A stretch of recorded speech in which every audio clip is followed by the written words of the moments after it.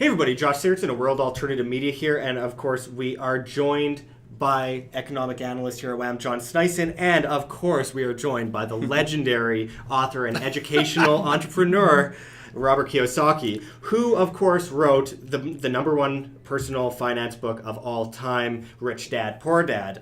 We are also... I just have to thank you for joining us today because I know, obviously, John is a huge fan of you. I'm a big fan of you myself, and it's always good to talk to people who are changing the world, especially at the scope that you are. It is a true honor. So now, of course, fundamentals are off the table in both the markets and the monetary system due to the level of manipulation. But in your opinion, how close are we to a massive dollar crash, and what would it look like?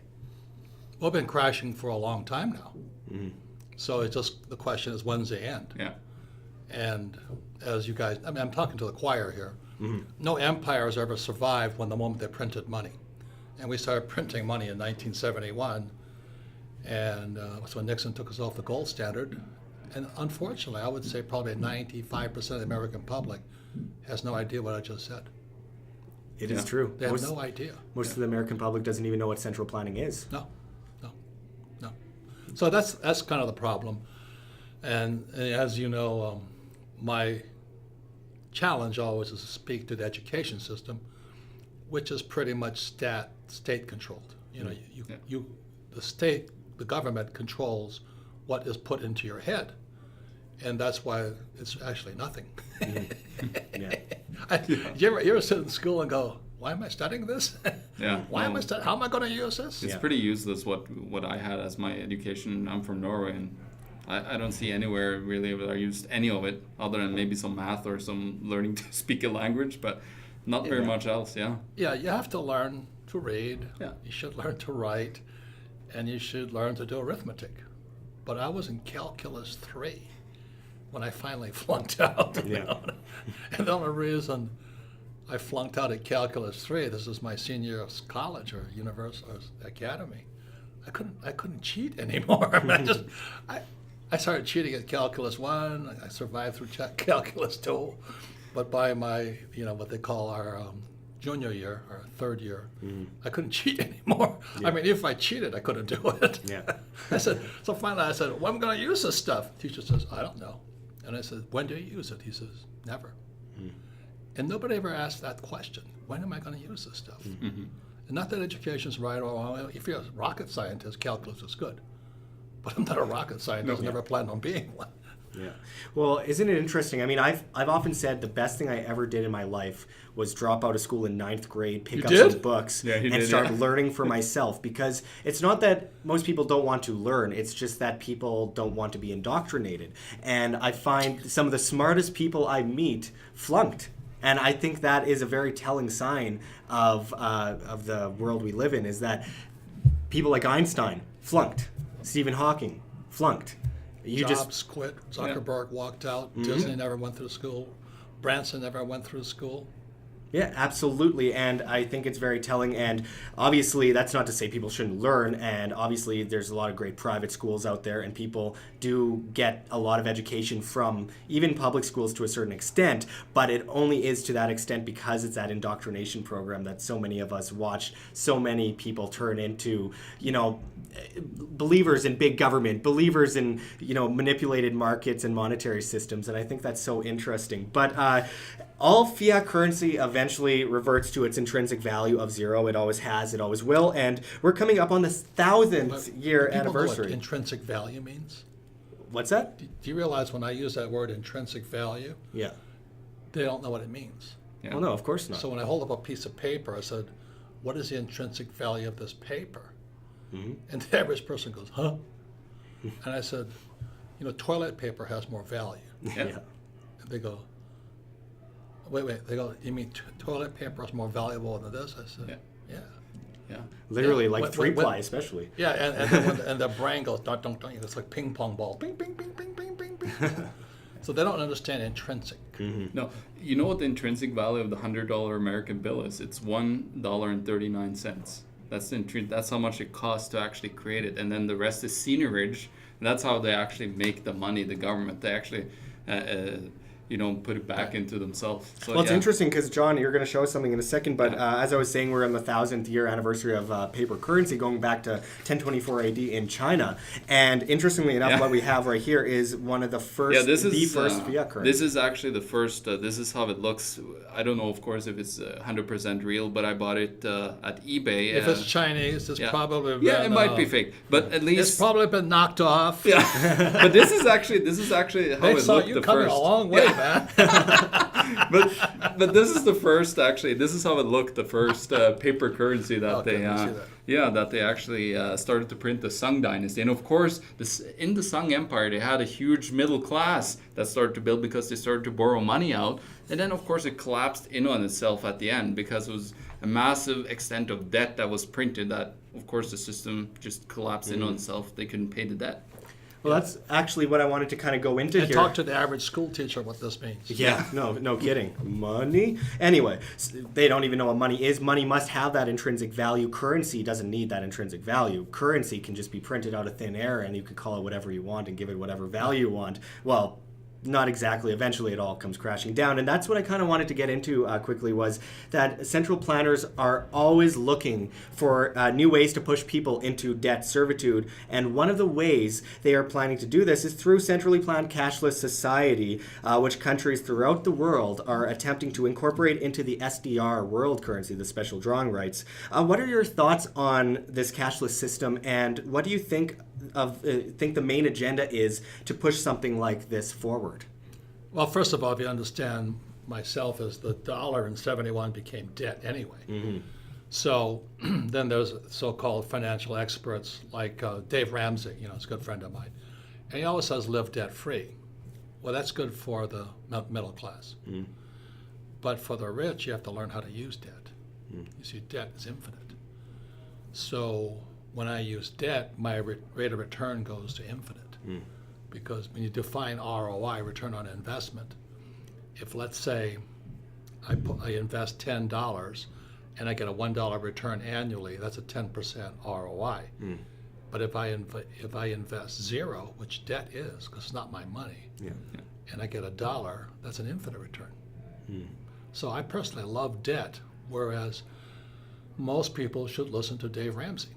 And so what scares the what out of most people is when the markets crashed in 2007, 2008, I thought the heavens parted, because, my time had come. My time for being on Earth had arrived. And I borrowed about $300 million. The average guy can't even borrow $30,000. But to be able to borrow $300 million, so my rates of return went to infinite all over the block. Now, when I say that to most people, then debt freezes their brain. They're so afraid of it because they have no financial education.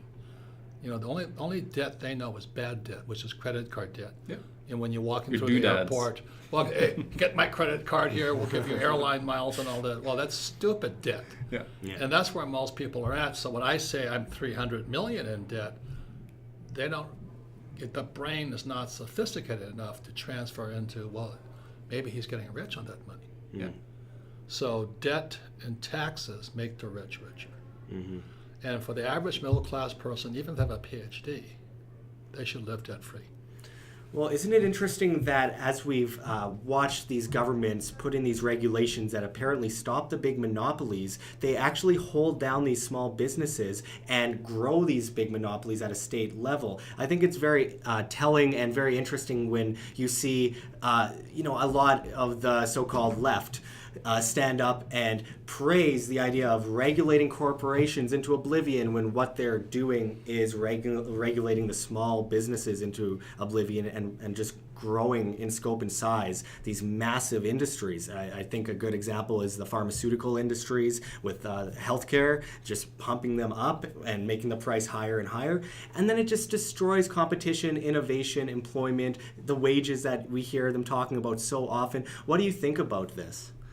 Well, don't tell those stupid people that, every time they cheer for taxing the rich, they're the ones that get taxed. Mm-hmm. The rich don't pay taxes. Yeah, yeah. And so if you understand that, then you can wake up. Mm-hmm. See, my whole shtick, Rich Dad, Poor Dad, is just about financial education. Mm-hmm. Then there's financial education, and a subset of that is financial literacy.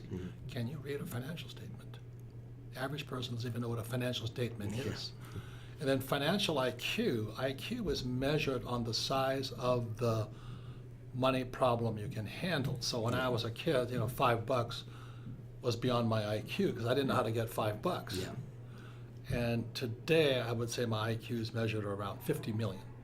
So I can solve a $50 million problem, and the average person can't even pay the rent. Yeah. So that's what our school system is lacking. So when they say, oh, they're going to tax the rich and screw the pharmaceuticals and all that, well, you saw today, just today, the Trump Obama, the Trump plan on medical. Well, all the pharmaceuticals and the healthcare industry, stock prices went up. That means, of course. Yeah. So that means you guys who are on medical programs are getting screwed. But they go, oh no, it's Obamacare, it's Trump care, and all this. Well, I hate to use the word, but that's how stupid the average person is. They actually think the government works for them. No, it works for the rich. Yeah. The moment you can understand that, then you go, well, what do the rich know? And so, if you've read Rich Dad Poor Dad, it's a very simple book. My poor dad was a PhD. PhD stands for poor, helpless, and desperate. Good man. I mean, 80% of all school teachers are very good people. 20% are crooks and scumbags. You know what I mean? That's 80-20. Yeah, 80-20. That's the way it goes. But you learn nothing about money in school. And you have to ask yourself, why is that?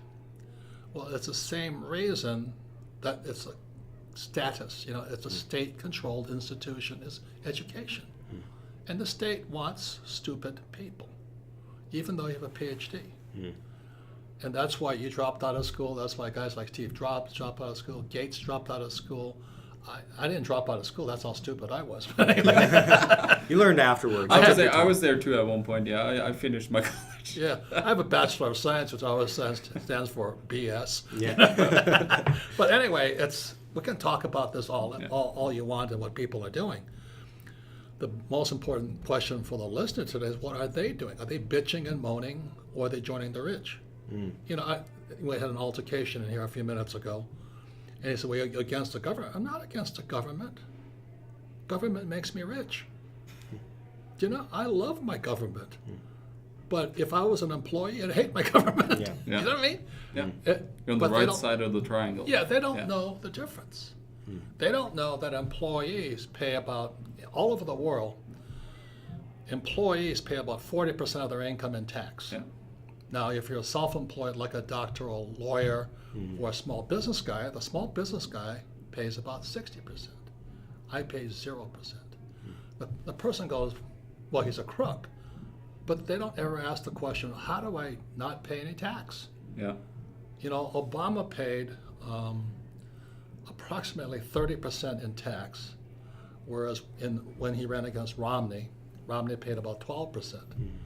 So Hillary pays, I don't think she pays anything, but anyway, Trump pays 0. She gets a lot of money from Saudi Arabia, so I think those taxpayers. Well, you never count money under the table. But anyway, I don't know what she does for her money, but she's basically an attorney. So if she was a legitimate attorney, which there are very few of, she would be paying about 60% of her money in tax in America, whereas a guy like Trump pays 0. And financial education or financial IQ, you would go, well, how did they do that? I mean, if Trump and Romney openly say they pay less in taxes, an intelligent person would say, well, I'd like to know how you do that. Yeah. But that's what people don't do. Then they get angry at the government.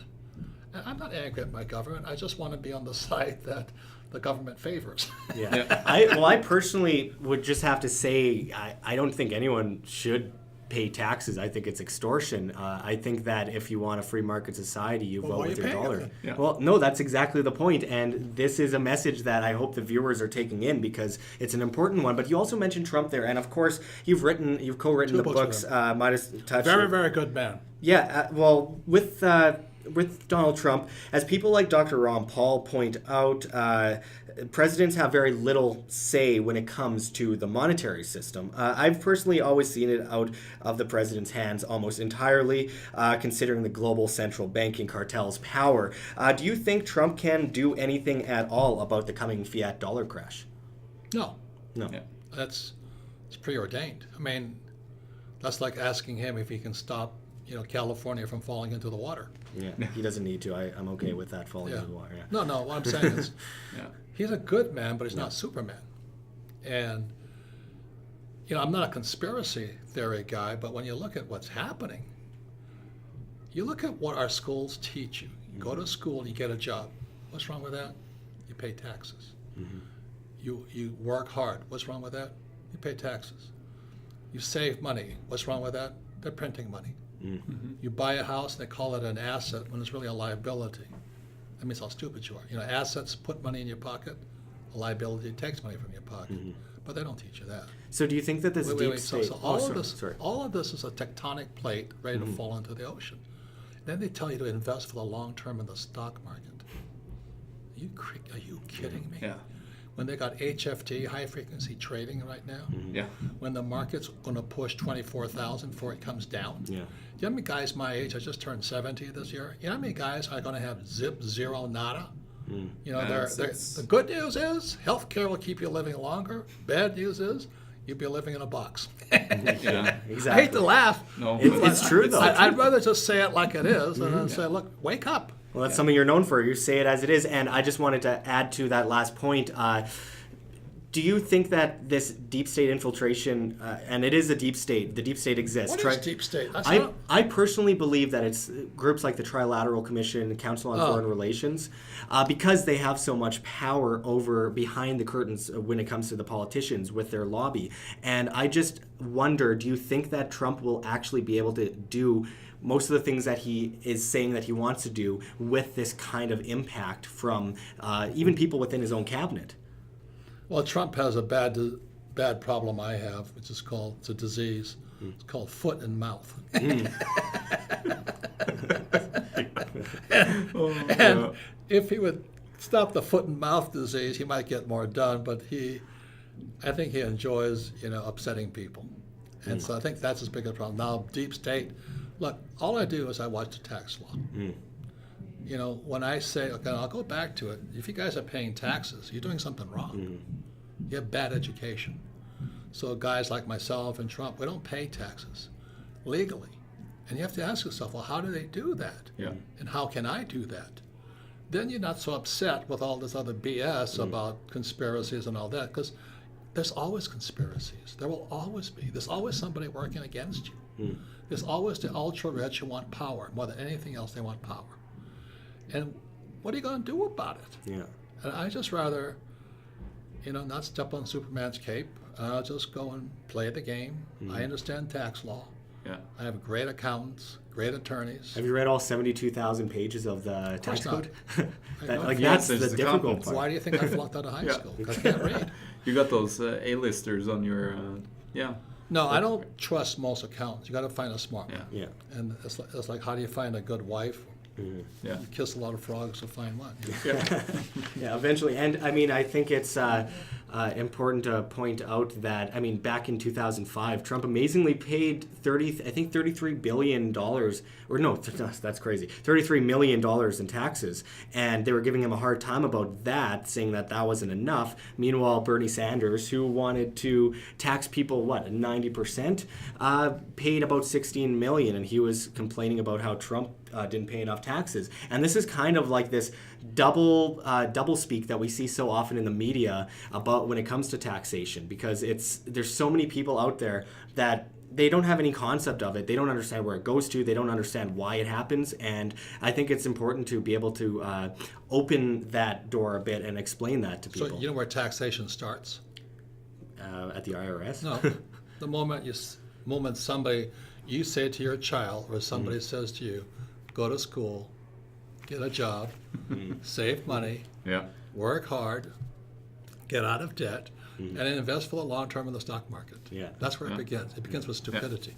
Yeah, no, totally, it does. And I'm not saying it's right or wrong. I'm just saying I don't want to play that game. yeah, exactly. I No, agree. You know, some people play soccer, and I played rugby. Both are called football. But I like rugby because I can hit people.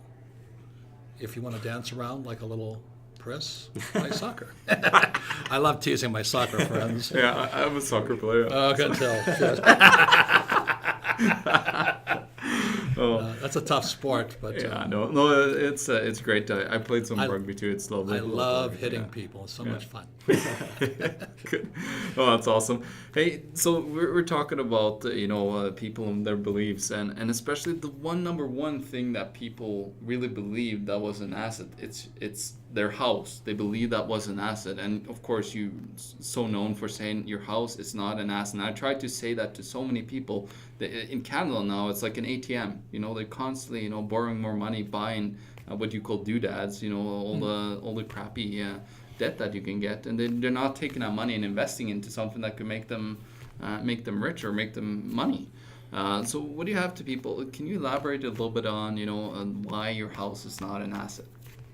Well, first of all, stupidity is incurable. And what I mean by that is, at least you guys are here. We're here at the Red Pill Expo, and I've come here to learn. Some of the ideas I'm hearing at this Red Pill Expo are outside my comfort zone. I listen to these people, but it's the freedom of speech. I sit here to listen to as many far-out ideas as I can hear. Yeah, you sat through my far-out ideas, and I very much appreciate that. I didn't like them, but I'm only kidding. Yeah. No, I sit there and listen, and all this. But the average person, the reason they're not rich is they want to be comfortable. Yeah. And a lot of people just want to be comfortable with ideas that they've adopted. That somebody says your house is an asset.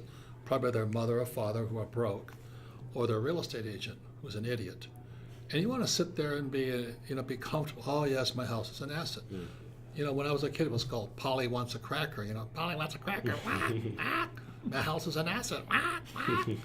And God bless them. Because they make realtors who are just as foolish as they are rich. Yeah. Realtors would not exist without idiots. Yeah. Oh, it's very true. No, If a realtor has a picture on their card, run. well, we've seen just such. I'm in real estate. I said some realtor hands me a card with their picture on it, and generally some hot-looking young chick, I say, well, you're nice looking, but I'm not buying that stuff. I'm buying investments. Yeah. Well, and it's insane what we're starting to watch the repeat of in places like Canada and with Wells Fargo as well, with the mortgage-backed securities, collateralized debt obligations. It's kind of scary because we're seeing something reminiscent here. Well, it's the same lack of financial education again. You're seeing just a rack up in bad debt all around the world. It's a constant, and people don't understand that how we have the hidden tax inflation destroying you, and then you gotta make sure you make money on your money. If you don't, then you're gonna lose out big time. Yeah. So. Well, are you still? I've heard some rumors through the grapevine. Are you still in real estate? Yeah. Or have you pulled out? Because I don't know, when you hear things through the grapevine, you're never quite sure because there's no actual documentation of it. But it would be good to ask you yourself. Well, if you read Rich Dad, Poor Dad, I quote this guy named Ray Kroc, who was the founder of McDonald's. Yeah. Yeah. And by the way, the movie Founder is out, and it's about Ray Kroc starring Michael Keaton. Yeah. And he says, my business is real estate. Yeah. So a lot of people say, well, McDonald's is hamburgers. No, McDonald's business is real estate. Let me tell you the two reasons why I'm in real estate and why Kroc was in real estate is because it's the only investment I can use 100% debt and pay no tax. So the only game is nothing but hamburgers or real estate. It's always debt and taxes. So if you understand that, if you're paying taxes and you're saving money, you're an idiot. But it's better to be an idiot than a fool. It's better to know I don't want to study anymore. I just want to pay my taxes, and I want to stay out of debt. Oh, that's good. At least you know who you are. Yeah. But what really gets me is when somebody says, should I invest in real estate? I just say to them, I said, are you willing to study? If you're not willing to study, don't do it. Like, people ask about cryptocurrency. I go, should I invest in cryptocurrency? I said, look, you're asking the idiot. I don't know anything about cryptocurrency. I don't invest in it. I have no plans on investing in it. And they go, why ask somebody like me who knows nothing? Yeah. But ask me about real estate, I know something about. Ask me about debt, I know about tax, because that's the game. And can't forget silver and gold. Right? No, but no. That's not an investment. No, it's a different attitude. Insurance. Look, if I make a mistake, my fallback position is silver and gold. You see, I don't believe I know all the answers. I don't believe I can't make mistakes. So it's silver and gold. The four precious metals are silver, gold, guns, and bullets. That's it. So I always have fallback positions, something that's real and tangible. Otherwise, I believe my own BS, I drink my own Kool-Aid. And most of these financial planners and stock guys and all that, they're not just drinking Kool-Aid, man, they're taking it down by the gallons. Oh, yeah, the market always goes up. Yeah, it goes up on average by 8% per year and all this. And they're smoking something. Yeah. Look, I don't believe my own BS. I can make a huge mistake. So my fallback position is always gold and silver. And guns and bullets. In case I make a mistake. That's all it is. I'll never forget that very simple line for you that's played about 100 times on Fox News every single day, and that's "I love silver." And I mean, it's true though. It is an incredible insurance of wealth, but it's hard to really predict the long-term stability. We have looked at. That's called infinite? Well, no, I'm saying it's hard to tell the long-term stability of it. However, we know preserved value over history has always prevailed. We don't know what people like at Deutsche Bank, HSBC, Scotiabank are doing with it as they are now with the ETFs. However, we know that once that banking system falls, those chains will break as well, and silver what and you're gold talking about is they're trading on the futures market. Yes. Yeah, and people are borrowing it and betting on it. Yeah, but silver will be around long after I'm gone. No, I agree with you. What I'm getting at is in the temporary circumstances that we face right now, with a lot in the derivatives market, a lot in with these people at Deutsche Bank, which were caught red-handed twice last year in a court of law, manipulating the prices of gold and silver alongside banks such as HSBC, Scotiabank. Try LIBOR. Yeah, LIBOR. Yeah. Biggest one, when you manipulate the interest rates, you manipulate the world. Yeah, exactly. Absolutely. And the average American eating their ice cream cone right now doesn't even know what LIBOR means. Yeah.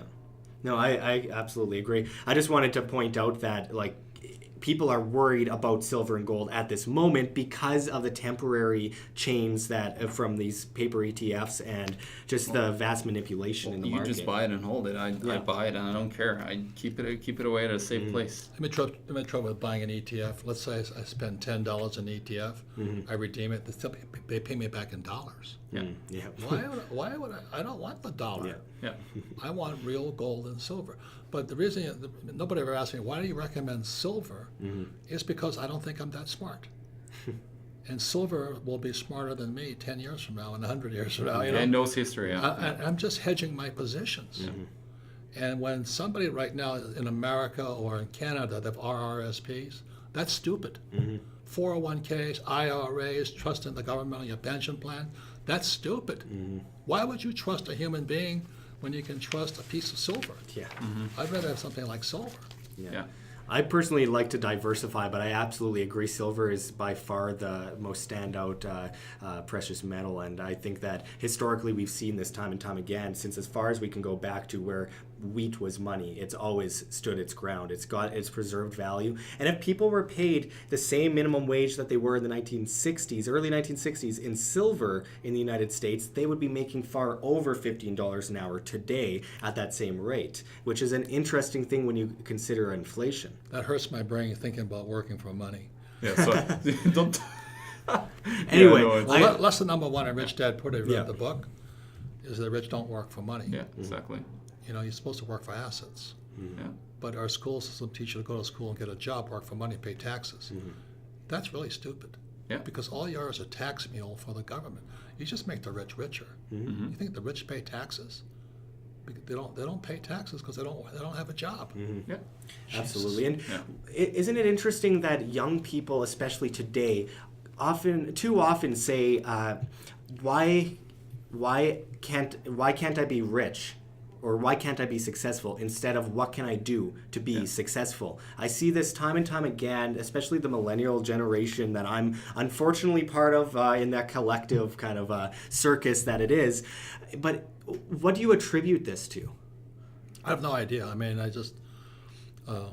I ask you because you're obviously an incredibly successful person, and well, I was born poor. That's one of my biggest advantages. I didn't have the luxury of daddy paying for my college education. I didn't have that. And my old man did me the biggest favor at age 50, because I flunked out of high school twice. You know, I would have gone for the trifecta, but for some reason they saved me with a D in senior year. But I just knew school was bullshit as a young kid. I learned most of my life, my financial education, playing Monopoly. You just play Monopoly, you'll be a rich person. You know, and the formula for great wealth is 4 greenhouses, red hotel. Yeah. So my wife, who has a degree in business, and she said, I learned nothing about this in school. You know, she has 6,000 greenhouses. You figure everyone's giving her $100 a month. She doesn't need a job. Then you don't pay tax upon that. You're going to go, well, how do they do that? We could play Monopoly. Yeah. You know, so that's why I was kind of a screw up in school. That's my excuse. But I was just bored, and I wanted to play Monopoly. And I play Monopoly every single day. It's a great game. My wife has several big red hotels now, and it's a game. It's not serious. You know, if we lose, the bank gets the hotel back because we have no equity in it. Yeah. You know, it's all debt. Yeah. When you think about that, you go, how do they do that? That's financial IQ. It's how do you solve that problem? How did they do that? But most people say, oh, they're crooks, or they're rich or greedy, or, you know, I have job security. Oh, that's all your belief systems. That's all it is. Yeah. It's inside between your ears, you know. And that's all my message is. You know, like, do I love my government? Not necessarily, but I'm on the side of the government. The reason I get tax breaks is I do what the government wants done. Yeah. The government doesn't want employees. Let me tell you something. That's why they tax you. Yeah. You know? So they want me to hire people. So I have several thousand through my different partnerships. I have several thousand employees. I get tax breaks. But if I am an employee, I pay tax. And the other thing, too, is if I use debt, I pay no tax. Okay? If I buy real estate because I'm providing housing, I pay no tax. But if I own a house, I pay tax. I own 4 houses. I pay tax on those houses because they're personal residences. But my wife's 6,000 rental units plus hotels plus all that, we pay no tax on because that's what the government wants me to do. So that's when that character just said, I'm anti my government. I said, no, I'm quite happy with my government. I'm just on the side they don't mess with. You benefit, sure. And that's understandable from your position. That's totally fine, of course, because people need to understand that the system is flawed, but No, it's perfect for me. Don't say it's flawed. It's flawed for me, though. It's quite flawed well, for me. because you didn't go to school yet. Yeah. No, but, Sure, but anyways. You should become a doctor or a lawyer. Then you really get screwed. Oh, yeah, that's what I want to be. No, but it all comes back to what's your financial IQ in the different assets that you're trying to invest in, and then the higher your IQ, the more money you make. It's the more you control your cash flow. Yeah, the cash flow. Look, the only two, financial education evolves from only 2 words: cash flow. Yeah. Is the cash flowing out, or is the cash flowing in? Yeah. If I may plug my latest book coming out, my Rich Dad Poor Dad's 20-year anniversary. Okay, nothing has changed. Inside of it, what has changed is how the world has changed, but the story of Rich Dad, the messages or the lessons are true. More true today than when I wrote the book 20 years ago. But my latest book is called Why the Rich Are Getting Richer. What is financial education really? It's not save money. Savers are the biggest losers going. Today, I mean, what's the interest rates in Norway right now? Well, we're looking at like 0.5%. Yeah, why would you save money when the government's printing at 5? Yeah. I mean, you're going to be crazy. Yeah. Oh, no, I'm saving money. I'm going, you're an idiot. Yeah. But they don't know any better. Okay. So the latest book, Why the Rich Are Getting Richer, comes out next month. In there, I have Rich Dad TV, and it's my smiling face telling the story of Rich Dad Poor. The reason for TV is most people are idiots. They can't read. So my customer is the person who buys my book, and Rich Dad TV is for you to sit down with your friends and show them TV. Yeah. They might watch TV, they won't read the book. So in the book, in Why the Rich Are Getting Richer, there's 10 lessons. Awaken your financial genius. It's about taxes. It's about debt. It's about investing. It's about making mistakes. All the things that make the rich richer. The problem is everything I say in those 10 lessons go against what they teach you in school. Yeah, it definitely does. And I think school is more the bigger enemy. Because they want you to be an employee, to work for the government, to save money, pay taxes, and invest for the long term in the stock market. You got to be crazy today. That's the worst advice possible. Where are the jobs? Go to school and get a job. In America, all you come out with a student loan debt, the worst type of debt possible, right? And with AI, artificial intelligence coming on, and robots coming on, like, the Uber drivers, I pray for them because pretty soon you don't need an Uber driver, you just need a robot. Yeah. And then auto, which is this, I think Mercedes got them, is that all those long distance truck drivers you see going across Canada and the U.S. hauling wheat and stuff, you don't need a truck driver anymore. I was a pilot in Vietnam. I went back to my squadron in Florida. They're not training pilots, they're training drone pilots. Yeah. You don't need a pilot today. Video game controller, that's all you need. So everything is changing, yet people still say to their kids, go to school, get a job, pay taxes, save money, buy a house, because it's an asset, get out of debt, and invest for the long term in the stock market. That's the worst possible advice today. It worked for my father's generation, the World War II generation. It doesn't work for the Vietnam generation. It's not going to work for your generation.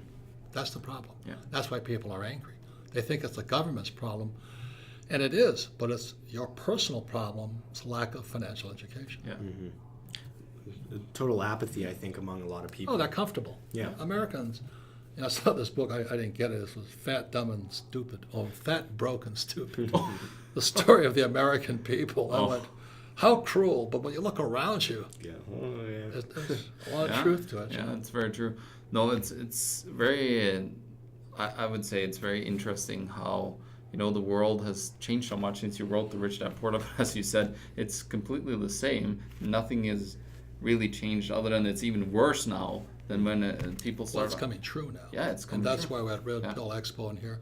I've come, I'm not real religious. I flunked out of Sunday school too. Another school. Yeah, there we go. But one of the best lessons I learned in Sunday school was the three wise men. Now, the three wise men are really the story, not Jesus. You see, what made them wise? What they were still seeking. You see, the wise man or woman still seeks. And the guy that's going to go broke is sitting at home right now eating their chocolate bar, watching the Kardashians. People like to pick on the Kardashians. I personally like Jerry Springer better. But anyway, you know what I mean? Yeah. And they're toast. They know they're toast. Yeah. My generation, baby boomers, like I said, the good news, they're going to live longer.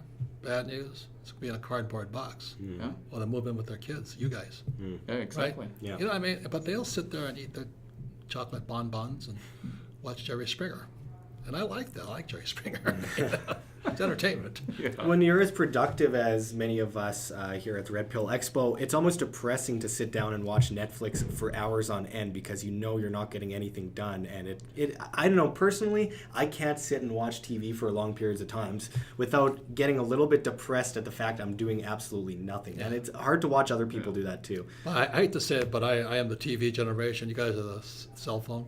I watch a lot of TV, but I watch stuff that is of interest. I learn a lot. And there's two great movies I could plug them. One of them is Gold with McConaughey. I lived through that. I started a gold mine in China, and the Chinese government stole it from me.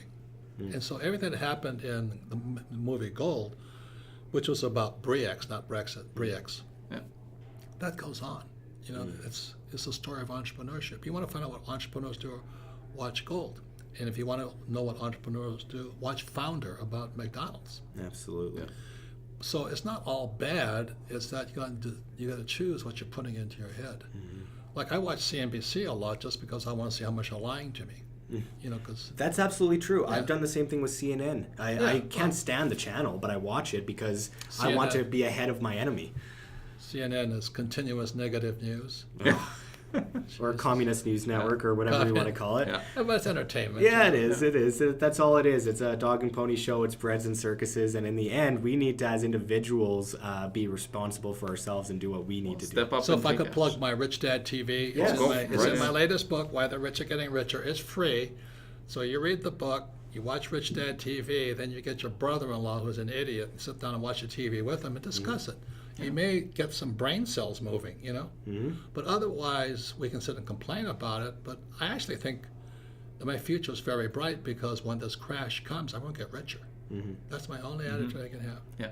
And we know it's coming. But that means I'm going to have a lot of people who are going to get wiped out. My generation, baby boomers, are going to get wiped out. They're toast. Oh, it's Yeah, we actually did a report not too long ago just on that and the demographics and the way it looks like in the near future, because of course baby boomers spend more into the economy than anyone else, and They did. They Yeah, they well, did, yeah. and Now now they're- yeah. kids are coming up in debt from Well, they're university, college, downsizing, and now they etc. want to sell their assets, and there's nobody to buy their assets. But just Because they're not assets, they're liabilities. Yeah, oh yeah. there we Exactly. go. So closing it off, I'd like to thank you so much for talking with us. You've influenced so many people. I've come across so many people here today that say, I'm here for Robert Kiyosaki, I'm here for G. Edward Griffin, etc. There's so many people that are influential here, and you've been able to influence a lot of people, and I thank you for that, including this man right Well, here. And in Winnipeg, like I don't know how many people I've sat down with, played the cash flow game. Thank you for doing that. And they're business people now. You know, it's changed their lives. The Yeah. cash flow game changes our whole viewpoint. Yeah. It changes them from income to assets. I mean, do you know the average guy doesn't even know what a financial statement is? Yeah, exactly. America, they call FICO scores. Canada, they have RRSPs. And I go, you don't know jack. Yeah. You don't know anything. But they're quite comfortable. Yeah. Well, And I'd like to give a shout out to Stefan Arnio, who was on a Real Estate Cruise with you not too long ago, who is also a big fan and very successful, who built himself up from almost nothing to. he being had zero very- money. Yeah. He went zero Yeah. down. Because you don't need money. No. Yeah. You Yeah. need brains. Yeah, exactly. And once again, the wise man still seeks. Yeah. That's the difference. Yeah. It's not about Jesus. It's about the wise guy. Yeah. Wise man, wise guy, Yeah, wise yeah. man. I'm here because I need new ideas. That's all. You know, some of the ideas I like. Some of them are too far out of the box, but that's what I want. Other people just want to sit and eat bonbons. Absolutely. So closing that off at that very important point, as you mentioned several times before, your network is your net worth, and I truly do believe that. Unfortunately, you're not in our network, but I really appreciate you sitting here with us today, and it's very important for people to take in this information. So thank you again, Robert Kiyosaki, Rich Dad, Poor Dad, and I really hope people continue to be influenced by you, as I'm sure they will. So thank you very Well, much. thank you guys for doing what you're doing, because it's nice to see the work continue. Absolutely. So keep going, guys. Thank you. Thank you. Do you like what you see here at Wham? Well, make sure to check the links below. GoFundMe, Patreon. We can't do it without you. Any donation is very much appreciated, especially as we are so vastly demonetized and censored by YouTube. You can also see our Bitcoin address in the description and the comments, as well as on the screen for you to scan, if you please. And also find us on steemit.com. That's steemit.com, the future of social media, where you get paid to blog via cryptocurrencies. You can find me at Josh Sigurdsson. So we hope to see you there. But until next time, this is Josh Sigurdsson signing out from World Alternative Media. Find the truth, be the change.